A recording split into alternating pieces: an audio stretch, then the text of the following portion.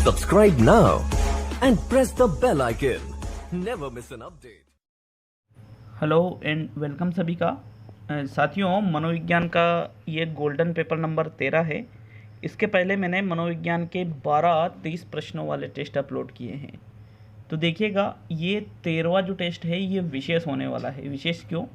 यूँ मान के चलिए कि आज अगर आपका टारगेट 20 प्रश्नों का भी रहेगा, मतलब 20 क्वेश्चन भी अगर आपने सही किए, तो भाई यूँ सोच लेना कि आपकी तैयारी साइकोलॉजी में तो बहुत ही शानदार है। ठीक है, तो चलिए शुरू करते हैं इस वीडियो को।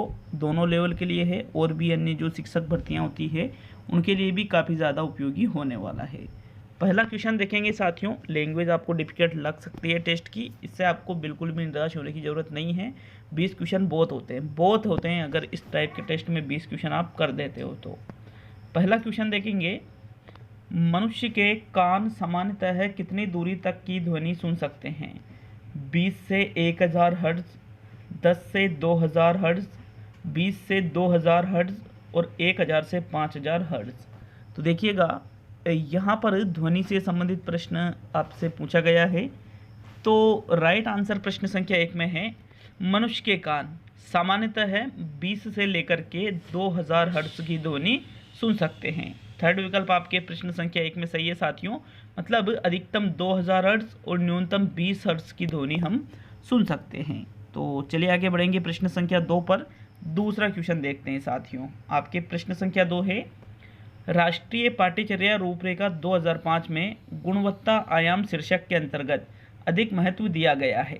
भौतिक संसाधनों को, शिक्षित एवं अभिप्रेरित अध्यापकों को, बालकों के लिए ज्ञान के संदर्भ में संरचित अनुभवों को और बालकों के लिए संरचित अनुभव एवं पाठ्यक्रम सुधार को। तो देखो, एनसीएफ 2005 की बात की जा रही है। प्रोफेसर यशपाल अध्यक्ष थे। 21 फोकस दलों का निर्माण इसमें किया गया था राष्ट्रीय स्तर पर पाठ्यचर्या के निर्माण के लिए। तो इसमें एक शब्द आता है गुणवत्ता आयाम।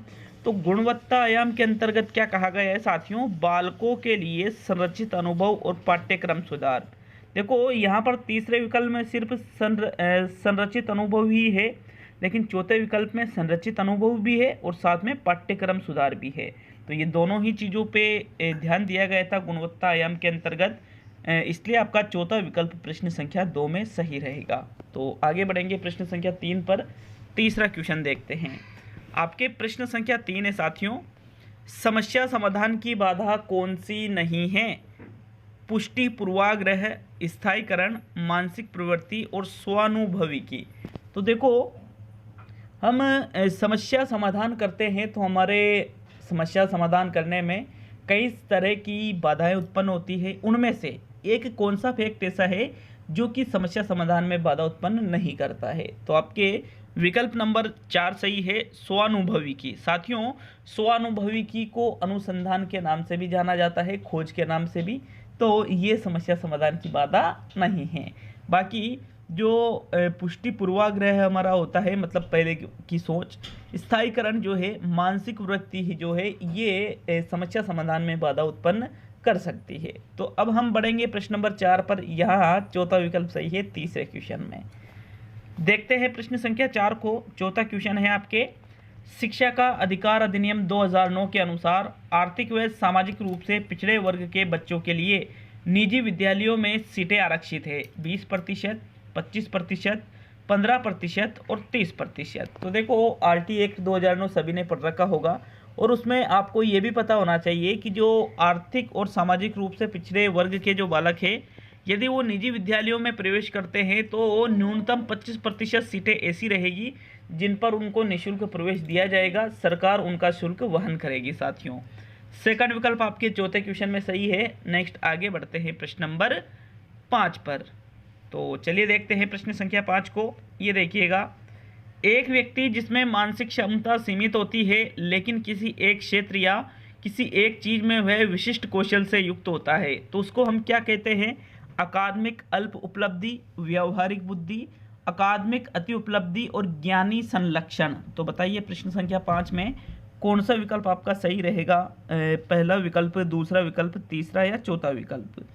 तो देखो, राइट आंसर देख लेते हैं कि भाई कौन सा आपका राइट आंसर है। तो विकल्प नंबर 4 सही है साथियों। इसको हम ज्ञानी संलक्षण कहेंगे, जिसको इंग्लिश में कहा जाता है सेवेंट सिंड्रोम। क्या कहा जाता है साथियों? सेवेंट सिंड्रोम के नाम से इसे जाना जाता है। सेवेंट सिंड्रोम का सीधा सा मतलब ये है कि भाई कोई भी व्यक्ति जिसकी मानसिक क्षमता तो सीमित है, लेकिन वो किसी विशिष्ट क्षेत्र में वो बहुत ही कुशल होता है, तो वही ज्ञानी संलक्षण कहलाता है। इसलिए आपका चौथा विकल्प प्रश्न 5 में सही है साथियों। तो चलिए आगे बढ़ेंगे प्रश्न संख्या 6 की ओर। छठा क्वेश्चन देख लेते हैं। आपके प्रश्न संख्या 6 है, ये देखिए प्रश्न नंबर 6 को। क्रियात्मक अनुसंधान का प्रथम पद है समस्या को पहचानना, समस्या के संभावित कारणों का विश्लेषण करना, समस्या का सीमांकन करना और क्रियात्मक परिकल्पना का निर्माण करना। एक बार पूरा पेपर देख कर जाइएगा, बहुत कुछ नया सीख करके जाओगे। तो जो एक्शन रिसर्च स्टीफन एम कोरे के द्वारा दिया गया साथियों क्रियात्मक अनुसंधान शिक्षा के क्षेत्र में, तो इसका जो प्रथम पद है वो है समस्या की पहचान करना। क्या है? समस्या की पहचान करने के बाद ही क्रियात्मक अनुसंधान आरंभ होता है। इसलिए आपके जो प्रथम विकल्प है छठे क्वेश्चन में, ये इसका राइट आंसर रहेगा। तो चलिए आगे बढ़ेंगे प्रश्न संख्या 7 की ओर। सातवां क्वेश्चन देखते हैं। ये देखिएगा सातवें क्वेश्चन को। अधिगमकर्ता के व्यवहार को उसे कुछ ऐसा देना चाहिए जो कि उसे चाहिए, यह कहलाता है अंतर्नोद, प्रबलन, प्रतिक्रिया और संकेत। तो सातवें क्वेश्चन में सही आंसर का चयन कीजिएगा, कौन सा विकल्प आपका सही रहेगा। देखो अधिगमकर्ता, अधिगमकर्ता मतलब होता है सीखने वाला। तो सीखने वाले के व्यवहार को आप कुछ ऐसा देते हो जो उसे चाहिए, जो उसे संतुष्टि दे, तो फिर हम उसको प्रबलन कहेंगे। पुनर्बलन भी आप इसको कह सकते हो। ऐसा ही तो किया जाता है, जिसकी ज़रूरत व्यक्ति को है, यदि क्रिया के बाद वो चीज़ दी जाती है तो वही प्रबलन होता है। पुनर्बलन रीइंफोर्समेंट जिसको हम कहते हैं साथियों। सेकंड विकल्प आपके सातवें क्वेश्चन में सही है। नेक्स्ट आगे बढ़ते हैं प्रश्न संख्या 8 पर। तो चलिए आठवें क्वेश्चन की ओर। आपके प्रश्न संख्या 8 है। प्रश्न नंबर 8, गलत कथन है। ठीक है, गलत कथन या असत्य कथन जो है उसके बारे में आपको बताना है। चिंतन सदैव लक्ष्य की ओर उन्मुख होता है। चिंतन के मुख्यतः दो प्रकार है, स्वलीय चिंतन तथा यथार्थवादी चिंतन। चिंतन के मूल तत्व मानसिक प्रतिमा, तर्कना, निर्णयन तथा समस्या समाधान है। चिंतन एक ऐसी सामाजिक प्रक्रिया है जो सभी प्राणियों में पाई जाती है, जिसके माध्यम से हम सूचनाओं का प्रस्तुत करते हैं। तो बताइए इनमें से कौन सा कथन आपका गलत है। प्रश्न संख्या 8 में अच्छी तरह से विकल्पों को देख लीजिए। टाइम इसके लिए मैं आपको जरूर दूंगा, क्योंकि क्वेश्चन थोड़ा बड़ा है, समझने में कोई दिक्कत आ सकती है। तो आप अच्छी तरह से प्रश्न को देख करके राइट आंसर बताइए कि गलत कथन कौन सा है। तो राइट आंसर है आपके विकल्प नंबर 4। चिंतन एक ऐसी सामाजिक प्रक्रिया है जो सभी प्राणियों में चिंतन नहीं पाया जाता है साथियों। चिंतन सिर्फ जो उच्च बुद्धि वाले जो प्राणी होते हैं, जैसे मनुष्यों में चिंतन पाया जाता है, कुछ हद तक चिंपैंजी वगैरह है ये भी चिंतन कर लेते हैं, लेकिन प्रत्येक प्राणी चिंतन नहीं कर पाता है। ठीक है, इसलिए ये कथन क्या होगा? गलत होगा, असत्य कथन है ये प्रश्न संख्या 8 में। बाकी लक्ष्य की ओर उन्मुख होता है, हम लक्ष्य की प्राप्ति के लिए चिंतन करते हैं। यथार्थवादी और स्वलीय चिंतन दो प्रकार होते हैं, बाकी यथार्थवादी के भी फिर डिवाइडेशन हो जाता है। चिंतन के जो मूल तत्व है वो मानसिक प्रतिमा, तर्कना, निर्णयन और समस्या समाधान को माना जाता है। तो चौथा विकल्प आपके सही है प्रश्न 8 में। नेक्स्ट आगे बढ़ते हैं प्रश्न संख्या 9 पर। तो 9वां क्वेश्चन कमेंट करके जरूर जाइएगा लास्ट में कि भाई आपके 30 में से कितने क्वेश्चन सही हुए हैं। जीन पियाजे के संज्ञान सिद्धांत के अनुसार बालक में ईगोसेंट्रिक थॉट किस अवस्था में होता है? पूर्व प्रक्रियात्मक अवस्था, संवेदी गत्यात्मक अवस्था, मूर्त संक्रियात्मक अवस्था, अमूर्त प्रक्रियात्मक अवस्था। तो देखो ईगोसेंट्रिक थॉट, ये नाम आपने सुना होगा, मैंने इंग्लिश में लिखा है यहाँ पर थोड़ा सा चेंज करके। बाकी हिंदी में इसको जो कहते हैं मैं नहीं बताऊंगा, क्योंकि हिंदी में बताने से तो फिर आंसर ऐसे निकल जाएगा। तो एक बार आप आंसर का चुनाव कर लीजिए कि भाई 9वें प्रश्न में आपका कौन सा आंसर सही रहेगा। तो राइट आंसर है आपके पूर्व प्रक्रियात्मक अवस्था, जिसको पूर्व संक्रियात्मक अवस्था के नाम से भी हम जानते हैं साथियों। प्रथम विकल्प जो है वही आपका सही आंसर है। 2 से 7 वर्ष इसकी अवधि होती है, प्री ऑपरेशनल स्टेज इसको कहते हैं। ईगोसेंट्रिक थॉट का मतलब होता है आत्म केंद्र अवस्था। तो जो बालक होता है इस अवस्था में आत्म केंद्रित होता है, मतलब खुद पर ही केंद्रित होता है। जिसे जो इसके बारे में जो थॉट है, जैसे सूरज मेरे साथ साथ चलता है, सभी लोग मुझे ही देखते हैं, तो मतलब ये चीज़ें हैं, तो इसको इगोसेंट्रिक थॉट के नाम से जाना जाता है।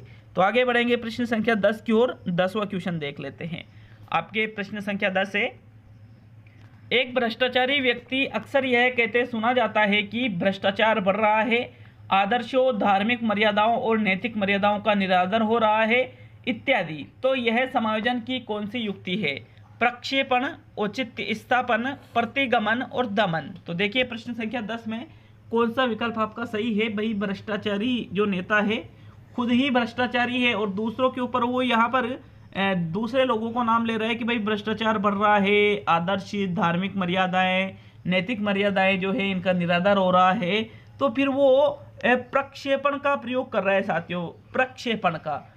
इसमें क्या होता है, व्यक्ति दूसरों के ऊपर जो कमियां हैं अपनी खुद की, उसको दूसरों के ऊपर आरोपित करता है, दूसरों में कमियां निकालता है। तो इसलिए आपके ये जो पहला विकल्प है 10वें क्वेश्चन में, यही आपका सही आंसर है। नेक्स्ट आगे बढ़ते हैं प्रश्न संख्या 11 की ओर। तो चलिए 11वें क्वेश्चन की तरफ बढ़ते हैं। व्यवहार में वृद्धि के लिए अप्रिय उद्दीपक की प्रस्तुति कहलाती है सकारात्मक दंड, नकारात्मक दंड, सकारात्मक प्रबलन, नकारात्मक प्रबलन। तो ये बहुत ही इंपॉर्टेंट क्वेश्चन है। अब यहाँ पर हम दो ऑप्शनों को तो हटा सकते हैं, लेकिन दो ऑप्शनों में बड़ी दिक्कत आएगी हमें। तो एक बार मैं ऑप्शनों को हटाता हूँ कि भाई कौन सा विकल्प आपका राइट रहेगा इसमें। तो देखो, व्यवहार में जब भी वृद्धि करनी है, व्यवहार में वृद्धि करनी है तो वो हमेशा प्रबलन से ही होती है साथियों। अगर व्यवहार में कमी करनी है तो फिर वहाँ पर दंड से होगी वो। तो यहाँ पर हम दो ऑप्शनों को तो हटा देते हैं कि भाई दंड वाले विकल्प तो गलत है, सकारात्मक दंड और नकारात्मक दंड दोनों गलत हो जाते हैं। जहाँ पर भी व्यवहार में वृद्धि करनी हो तो वो प्रबलन से ही होती है, चाहे वो सकारात्मक हो या नकारात्मक हो। ठीक है, तो यहाँ पर अप्रिय उद्दीपक की प्रस्तुति की जाती है। ठीक है, अप्रिय मतलब जिसको हम नहीं चाहते हैं, जो हमें पसंद नहीं है, उसकी यदि प्रस्तुति की जा रही है व्यवहार में वृद्धि के लिए, तो उसको नकारात्मक प्रबलन के नाम से जाना जाता है साथियों। मैंने क्या कहा, जब भी सकारात्मक दंड, सकारात्मक प्रबलन, नकारात्मक दंड और नकारात्मक प्रबलन वाला ऑप्शन आता है, तो अगर व्यवहार में वृद्धि की बात की जाए तो वो प्रबलन से होगी, और व्यवहार में कमी की बात की जाए तो वो दंड से ही होगी साथियों। ठीक है, इस चीज़ को हमेशा ही याद रखना है आपको, ये वेरी इंपॉर्टेंट है एग्जाम के लिए। तो चलिए आगे बढ़ते हैं, प्रश्न नंबर 12 पर 12वां क्वेश्चन देखेंगे। विकास कभी न समाप्त होने वाली प्रक्रिया है, यह कथन विकास के किस सिद्धांत से संबंधित है? एकीकरण का सिद्धांत, अंतःक्रिया का सिद्धांत, निरंतरता का सिद्धांत, अंतः संबंध का सिद्धांत। तो देखो, कभी न समाप्त होने वाली प्रक्रिया, कभी जब समाप्त होगी ही नहीं, मतलब वो हमेशा चलती रहेगी, और हमेशा चलती रहेगी तो फिर हम उसको निरंतरता का सिद्धांत कहेंगे। क्या कहेंगे? निरंतरता का सिद्धांत। विकल्प नंबर आपका जो 3 है वही सही आंसर है प्रश्न संख्या 12 में। नेक्स्ट आगे बढ़ेंगे प्रश्न नंबर 13 की ओर। तो देखते हैं आपके प्रश्न नंबर 13 को।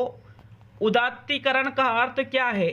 स्वयं में जनित इच्छाओं का दूसरों पर गुणारोपण करना, तनाव का पुनः निदेशन, घटना के लिए कोई सांवेगिक प्रतिक्रिया नहीं देना, अस्वीकार्य विचार के लिए स्वीकार्य कारण। तो बताइए इनमें से उदात्तीकरण का अर्थ किससे लिया जाएगा? एक एक का मैं अर्थ वैसे बता दूंगा, लेकिन पहले आपको उदात्तीकरण का अर्थ बताना है।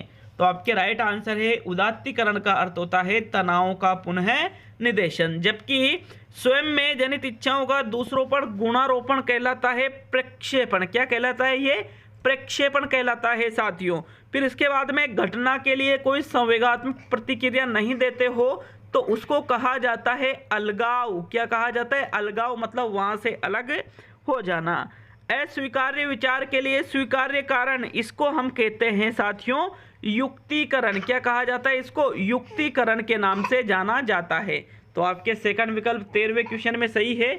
नेक्स्ट प्रश्न नंबर 14 पे आते हैं। तो अच्छे से देखिएगा प्रश्न नंबर 14 को।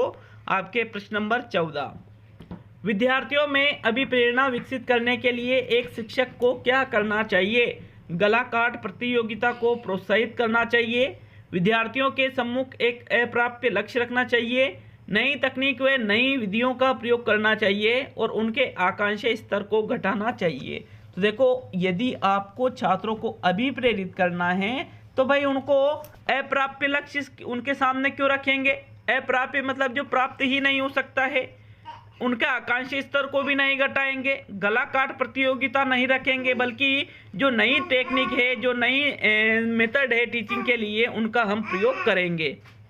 थर्ड विकल्प आपके सही है साथियों, प्रश्न 14 में। नेक्स्ट आते हैं प्रश्न नंबर 15 पर। तो 15वां क्वेश्चन देख लेते हैं। आपके प्रश्न संख्या 15 है, दो फैक्टर थ्योरी का संबंध किससे है?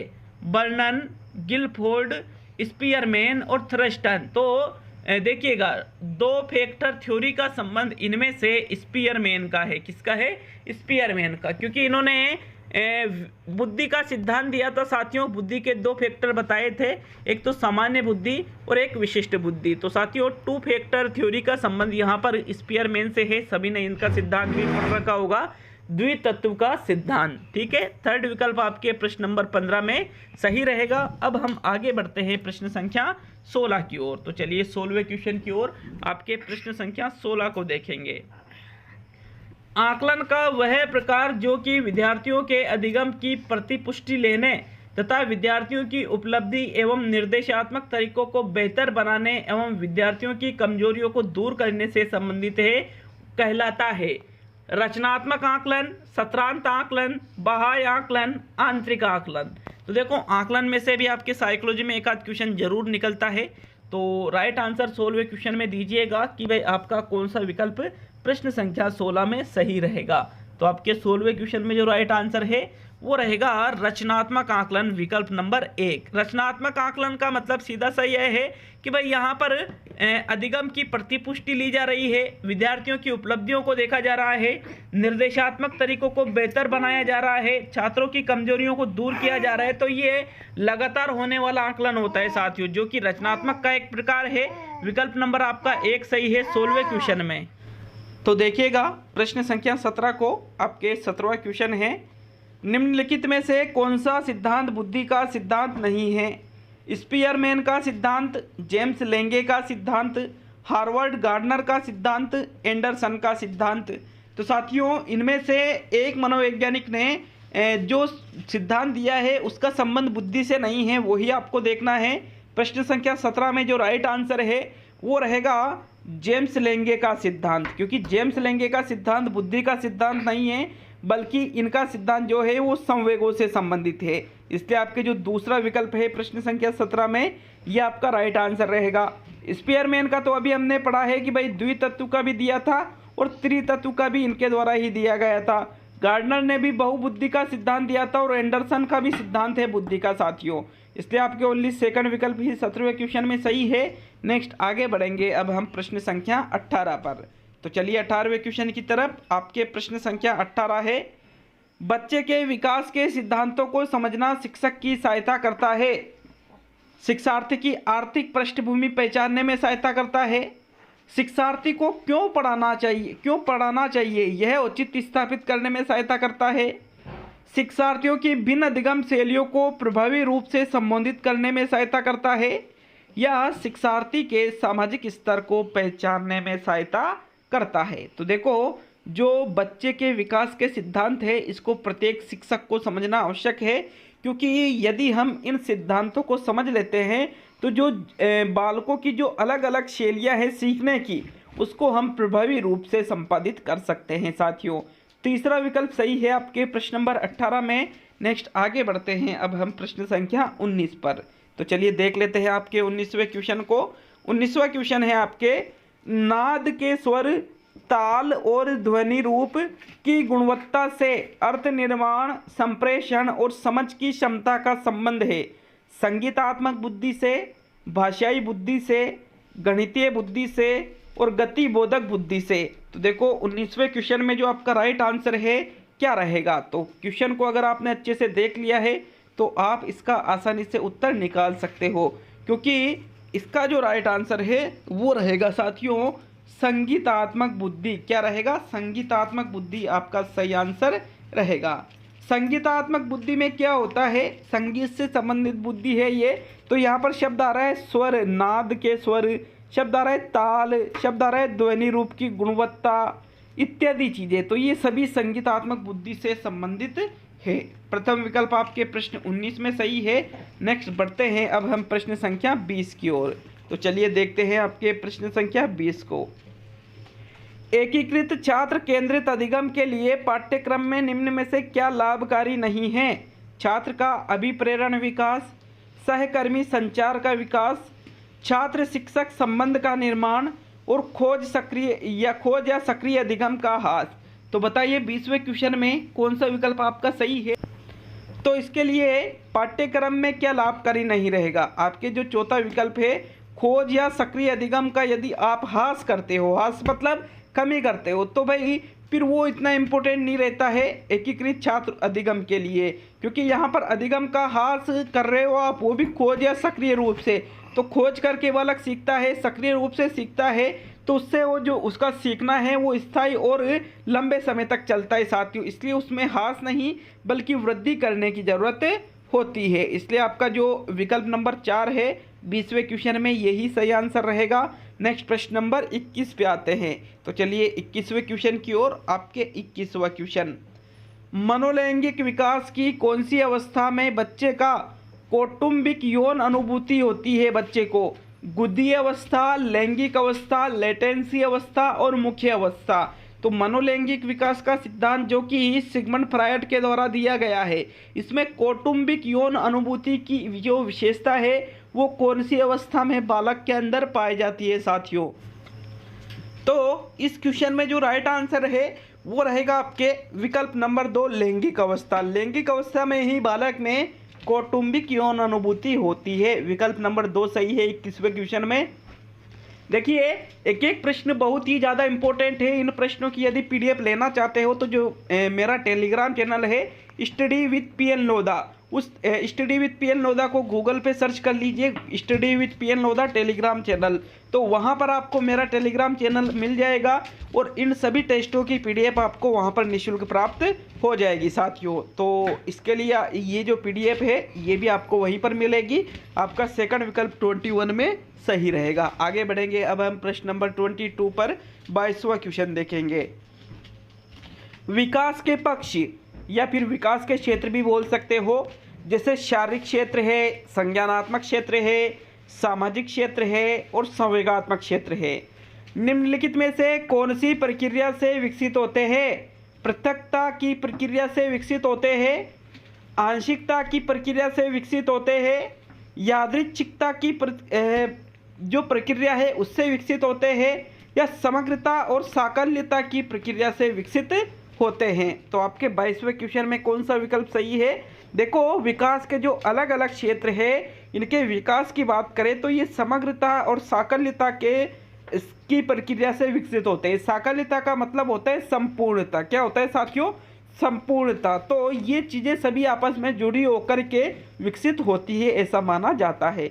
चौथा विकल्प आपका प्रश्न 22 में सही है। नेक्स्ट देखते हैं प्रश्न नंबर 23 को। आपके 23वां क्वेश्चन है, ऐसा दृष्टि दोष जिसमें अक्षरों की बोधात्मकता में भ्रम होने से पढ़ने में कठिनाई होती है उसे कहते हैं पठन वैफल्य, ग्रहण वैफल्य, रस वैफल्य और विमोह है। तो देखो जिसमें ऐसा दृष्टि दोष मतलब आंखों से संबंधित दोष है, हम अक्षरों की बोधात्मकता में भ्रम होने से हम उन अक्षरों को अच्छे से पढ़ नहीं पाते हैं। तो पढ़ने से संबंधित कठिनाई को फिर यहाँ पर पठन वैफल्य या डिसलेक्सिया के नाम से भी जाना जाता है साथियों। पठन संबंधी विकार है ये। आपके प्रथम विकल्प 23 में सही रहेगा। अब हम आगे बढ़ेंगे प्रश्न नंबर 24 पर। तो चलिए बढ़ते हैं प्रश्न नंबर 24 पर। देख लेते हैं आपके 24वें क्वेश्चन को। ये देखिएगा, किशोरावस्था में बालक अच्छे से तैयार होते हैं, दर्पण में अपने चेहरे को निरंतर देखते हैं तथा केवल अपने आप से प्यार करते हैं। फ्रायड ने किशोरावस्था की इस विशेषता को क्या कहा है? हीरो या नायक की पूजा, आत्ममोह, समूह प्रवृत्ति और लैंगिक प्रेरण। तो इसको क्या कहा है सिगमंड फ्रायड ने? आत्ममोह कहा है साथियों। आपका सेकंड विकल्प जो है आत्ममोह वाला, इसको ही सही आंसर यहाँ पर करेंगे। सेकंड विकल्प सही है प्रश्न नंबर 24 में। तो आगे बढ़ेंगे प्रश्न नंबर 25 पर। तो नेक्स्ट प्रश्न नंबर 25 पे हम आ चुके हैं। ये रहा आपके 25वां क्वेश्चन। नए या चुनौतीपूर्ण कार्यों में निपुणता हासिल करने के बच्चों के प्रयासों को जिस प्रकार से अध्यापकों, अभिभावकों या ज़्यादा निपुण व्यक्तियों द्वारा नम्य तथा प्रासंगिक ढंग से प्रोत्साहित किया जाता है उसे कहते हैं अनुकरण, सहयोग, पुनर्बलन, अधिगम, स्केप फोल्डिंग और सामाजिक प्रभाव। तो अगर इस क्वेश्चन को आप अच्छे से पढ़ते हो, समझते हो, तो आप इसका आसानी से उत्तर दे सकते हो। 25वें क्वेश्चन का जो राइट आंसर है साथियों वो रहेगा स्केप फोल्डिंग। के कौन सा विकल्प रहेगा आपके? विकल्प नंबर 3 सही रहेगा, स्केप फोल्डिंग, जिसको पाड़ के नाम से भी जाना जाता है और जिसको ढांचा के नाम से भी जाना जाता है साथियों। देखिएगा आपके कैसे है यह आंसर।